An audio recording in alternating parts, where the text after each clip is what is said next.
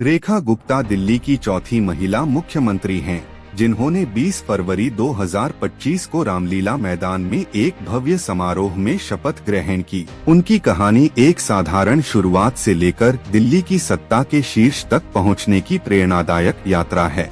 आइए उनके जीवन, राजनीतिक करियर और दिल्ली की मुख्यमंत्री बनने की कहानी को विस्तार से जानते हैं। रेखा गुप्ता का जन्म 19 जुलाई 1974 को हरियाणा के जींद जिले के जुलाना उपमंडल के नंदगढ़ गांव में हुआ था। उनके पिता स्टेट बैंक ऑफ इंडिया में मैनेजर थे और जब रेखा महज 2 साल की थी, तब उनका परिवार दिल्ली शिफ्ट हो गया।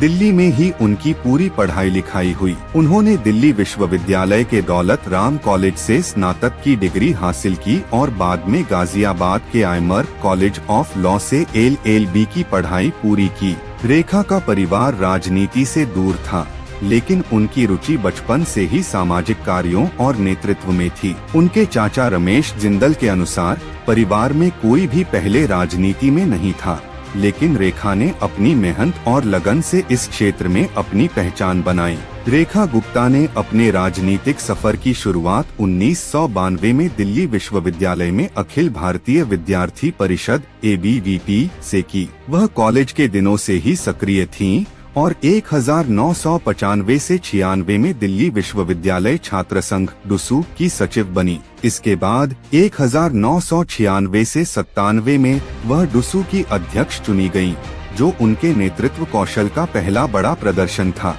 ABVP और राष्ट्रीय स्वयंसेवक संघ RSS के साथ उनका 3 दशक से अधिक का जुड़ाव रहा, जिसने उनकी राजनीतिक नींव को मजबूत किया। रेखा गुप्ता ने 2002 में Bharatiya Janata party BJP join की और जल्द ही पार्टी की युवा शाखा भारतीय जनता युवा मोर्चा की राष्ट्रीय सचिव बनी। उन्होंने 2004-06 तक इस पद पर काम किया और मध्य प्रदेश व उत्तर प्रदेश में BJP महिला मोर्चा की प्रभारी के रूप में भी अपनी जिम्मेदारी निभाई। 2007 में वह उत्तरी पीतमपुरा वार्ड 54 से दिल्ली नगर निगम MCD की पार्षद चुनी गयीं और 2007-09 तक MCD की महिला कल्याण एवं बाल विकास समिति की अध्यक्ष रहीं। 2012 में भी वह पार्षद बनी और बाद में दक्षिण दिल्ली नगर निगम SDMC की मेयर के रूप में अपनी सेवाएं दी। 2022 में BJP ने उन्हें MCD मेयर चुनाव में आपकी शैली ओबेरॉय के खिलाफ उम्मीदवार बनाया,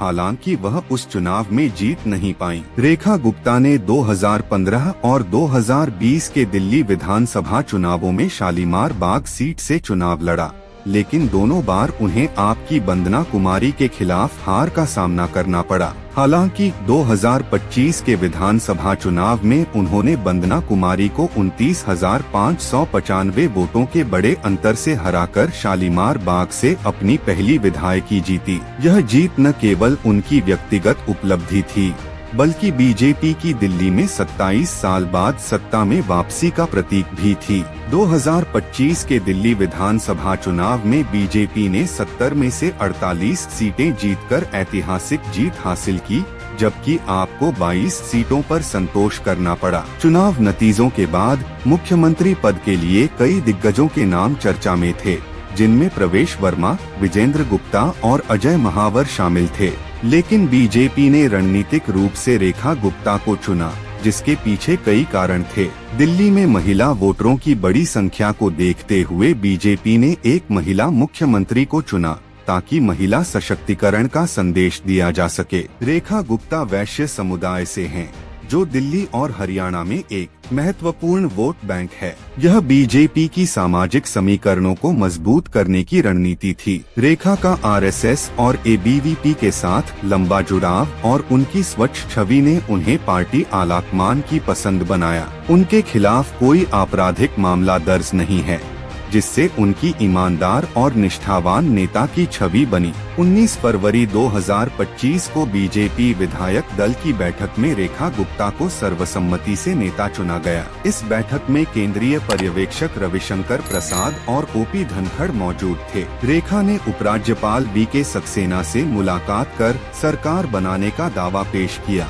और अगले दिन 20 फरवरी को उन्होंने रामलीला मैदान में शपथ ली। रेखा गुप्ता ने मुख्यमंत्री पद की शपथ के साथ साथ सामान्य प्रशासन, वित्त, राजस्व, महिला और बाल विकास, सूचना और जनसंपर्क जैसे महत्वपूर्ण विभाग अपने पास रखे। उनके मंत्रिमंडल में 6 अन्य विधायकों प्रवेश वर्मा, आशीष सूद, मनजिंदर सिंह सिरसा, रविंदर इंद्राज सिंह, कपिल मिश्रा और पंकज कुमार सिंह ने भी मंत्री पद की शपथ ली।